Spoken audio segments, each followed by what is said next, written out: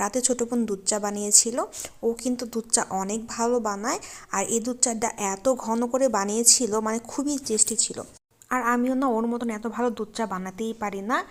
তো ও বেশ ভালোভাবে দুধ চাটা প্রথমে জাল করে নিয়েছে, মানে দুধটা, এরপর চাপাতি দিয়ে দিয়েছে। আর দুধ চায় কিন্তু চাপাতি একটু বেশি লাগে, মানে বেশ ভালোই লাগে। আর ও কিন্তু কালারটা এত সুন্দর এসেছিল, আমি একটু পর ভিডিওতে দেখাবো না যে কালারটা কতটা সুন্দর এসেছে। ও যেমন দুধ চায়ের মানে চায়ের পাতা চিনি এত পারফেক্ট দিতে পারে, মানে এত পারফেক্ট না আমিও পারি না। তো বেশ সময় নিয়ে কিন্তু দুধ চাটা বানাতে হবে, তাহলে কিন্তু দুধ চাটা ঘন হয়। আর দুধটা কিন্তু আগে থেকে বেশ ভালোভাবে ফুটিয়ে নিয়েছিল, যাতে চা দেওয়ার পর আরেকটু বেশি করে ফুটিয়ে নিতে পারে। দেখতেই পাচ্ছেন চায়ের কালারটা কতটা ভালো হয়েছে। আর চাটা না একটু সেকে রাখার পরে কিন্তু চার উপরে একটা সর পড়ে যায়, এটাও কিন্তু পড়ে যায়। তো দেখতেই পাচ্ছেন যে আমি কত মজা করে চাটা খাচ্ছিলাম, আর আমরা সবাই গল্প করেছিলাম, মানে আমি, মা, ছোটো বোন আর হচ্ছে চা খাচ্ছিলাম। তো আজকের